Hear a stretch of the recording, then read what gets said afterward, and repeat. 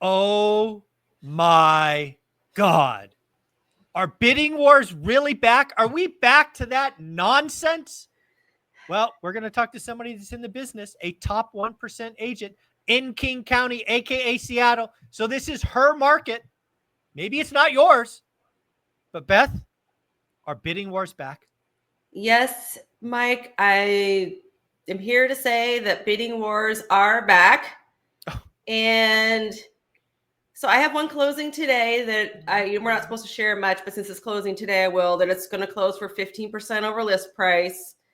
And another one that's about 10%, going 10% over list price. And we had a buyer recently be outbid on a fixer house in Seattle that had, I think, 12 offers on it, and it went maybe 20% over list price.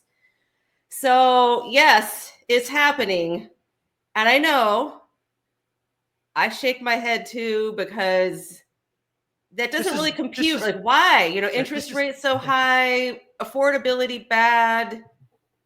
What's going? The stock market's been uncertain. What's going on? Why?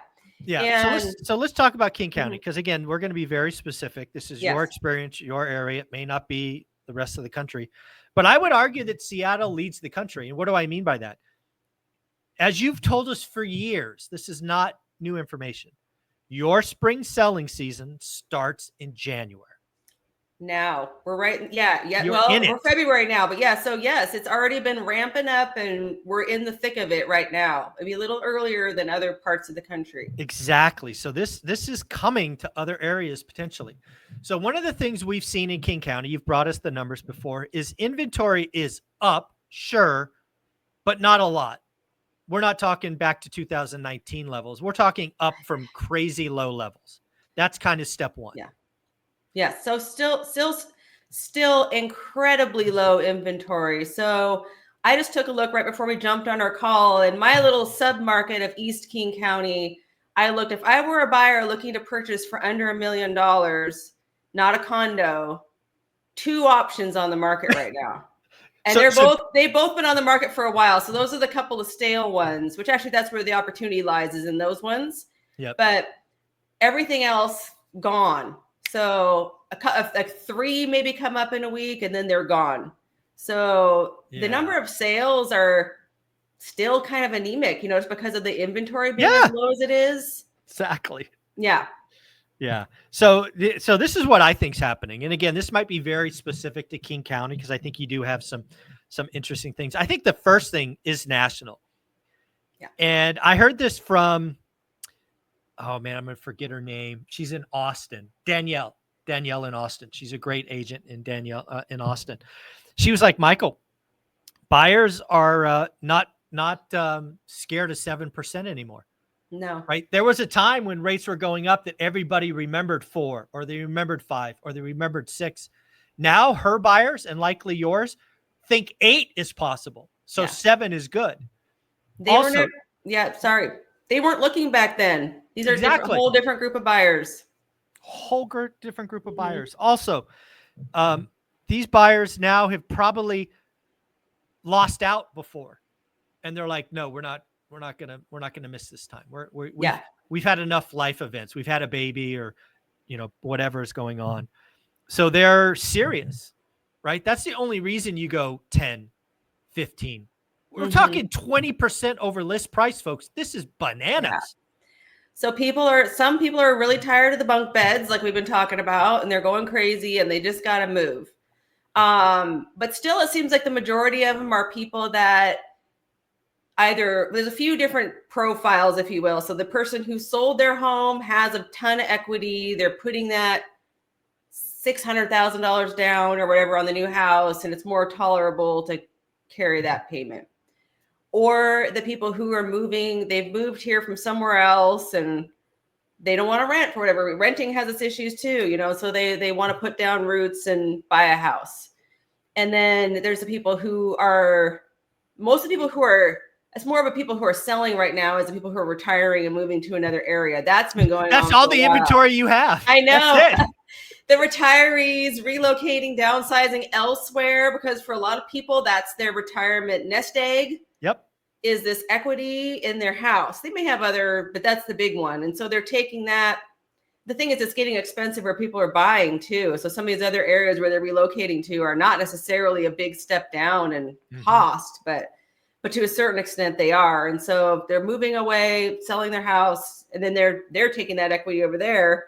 But and we are still seeing some first-time buyers, but not nearly as many as I would like to see. But they tend to be too high income earners who are using their stock a lot of the time. And there's all sorts of concerns about what's going to happen with the stock market. Who knows? I'm not a stock person. Well, that's the other thing that I think is probably very unique to Seattle and the Bay Area. I've talked to Bay Area agents all the time as well.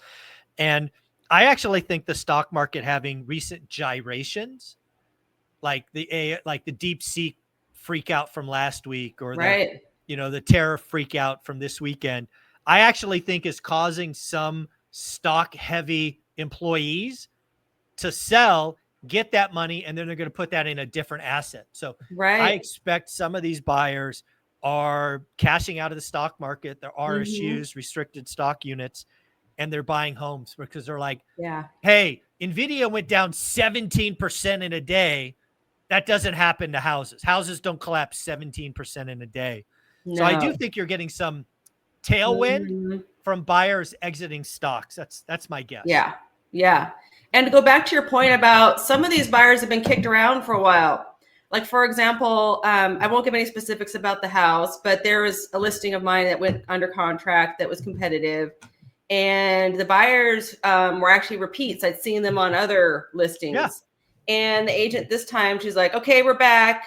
And they're not messing around anymore. They're just like, what's it going to take? We finally have accepted what it's going to take. And so here's our offer. And it was phenomenal. No contingencies, a large earnest money release, non-refundable. Oh my God, we're doing that again? List price. Yes, that's the first time I've seen that in my area yet this year, the released earnest money. That's not normal. No, it isn't. And it's not healthy. And I never ask people to do that. That's just what they decided to do on their own because they've been clobbered so many times. They just want a house and they just got to the point where they're just like, we don't care anymore. Was it a 6-figure earnest money? No, but it was close. Wow. Yeah. Folks, I mean, back in the frothy days of 2021 or so, I did see some 6 figures released to, I think the highest I saw was maybe 200,000 or something like that. Really, we're talking not just goes to escrow, but it goes to the seller's bank account before closing. Yeah, you take all. What that means, folks, is they are taking all the risk. That's before inspections. That's before this. Yeah, and people aren't having inspections anymore, even if it's not competitive. So our MLS starts tracking this now. It started about maybe 6 months ago, tracking and pendings. When you put the pending listing in, it asks, was there an inspection contingency? Was there a financing contingency, et cetera? And so I just looked today, and like the most recent one, there's only 37% in King County have an inspection contingency. Oh my God. 1 in 3 have means 2 have it. Don't. 2 out of 3 don't. And here's the thing: is a lot of times sellers are doing their own pre-inspection, and buyers like it when sellers do their own pre-inspection. Is there reasons why buyers would want to do their own? Of course. Yeah, of course. And maybe they should. I'm not going to say that they shouldn't. We never tell anybody they can't. But but if it gets competitive, like for example, our people that lost out in a house on that fixer house in Seattle, they had just paid $500 to have an inspector go out there and inspect the place, and there was 4 other inspections happening at the same time, and only one person gets to buy the house, and it doesn't take long for a buyer to get tired of that because they just wasted that money. Yeah. So because they would never get an offer accepted with an inspection contingency if you're up against 15 offers or something like that. So. That's why that came about with the seller pre-inspection. And that's really prevalent in the Seattle area. And I know in other parts of the country, you just won't see that at all. It's just one of those intricacies here. But when I'm working with sellers, we always pre-inspect the house, and people can do with that as they will. They can verify whatever they want, but a lot of times they just choose not to, and that's their choice. But and I'd rather have that. At least a lot of buyers feel at least reassured that some professional looked at the house, even if it wasn't of their choosing, than to have just go in there completely blind. So, yeah. It is pretty wild. Mhm. I got to tell you, Beth, this does not leave me warm and fuzzy. This does No, not feel good talking about no, bidding wars no. coming back to King County. No, I honestly prefer a more balanced market. And I think if we get some more inventory, we will get there. So Where's it going to come from? Where's it coming from? I think there's people out there preparing their house to go on the market this spring, and we just haven't Okay. seen those hit the market yet. So I just know what I'm working on in my pipeline. I've got a pretty healthy pipeline getting ready to come on the next Oh, good. So few maybe there's months. hope. Yeah. So I think we're riding that crest of the inventory. And when I look at the numbers this year compared to last year, it's really similar to what we were seeing this time last year. Was last year an insane market? No. I No. mean, it had that bump in the beginning and then it leveled out a little bit. It's just what I'm seeing is the seasonality is in full force. So we get our price increases and the bidding wars because prices dip. Okay, so we're going off the low prices of the year right now. The December prices are the lowest of the year. Yep. The highest are around May, June in our area. So we're down from that. And now we're going to go back up to wherever that was. And maybe it'll go a little bit higher than it was last year. Maybe it won't. But that's what we're seeing is the bidding wars drive the price up. And then there's always a weekend. I coach my clients that I see this after 27 years. That there's like always a weekend where it feels like somebody flipped the switch and all the brokers are like, what happened? Is the market died? What, the bottom fell out? Oh my God. No, it happened. It's the seasonality flip of the switch. It usually happens here sometime between Easter and Mother's Day. Exactly. So maybe earlier in some other parts of the country, but that's when we see it. And that's when it starts to maybe you don't get offers on the review day and you just carry on and you'll sell for close to list price, a little over, a little under, but it's not the end of the world. So, but people get kind of jumpy. You got to be careful not to set your expectations if you're going to be in this market. And the other thing I would say for the buyers looking is, even though there's only 2 listings under $1 million in my submarket right now, that's where the opportunities are. I'm going to go back to that and say that if you check in those ones have both been on the market for a while. I mean, there's always reasons why. One, I think, was a little overpriced. One has a little bit of a location issue or something, but there's things maybe you can find a gem in there, because it's either hot or not. If it's not going to get multiple offers in that first week, then it just goes game on. Yeah. Again, I would know the average days on market. And if you got 2 or 3x days on market, you would be getting a disrespectful offer from me. Because again, you just never know. Sometimes they got to sell. Never judge, never pre-negotiate with a seller. Write a number that makes sense for you and let's see where it goes.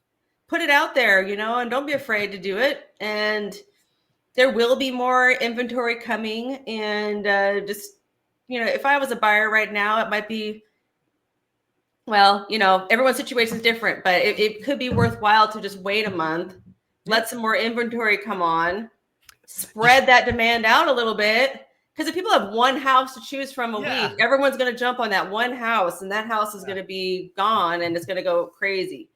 But if there's 5, it spreads it out a little bit and you'll get some opportunities. And then also just networking to find things off market is still the way to go too.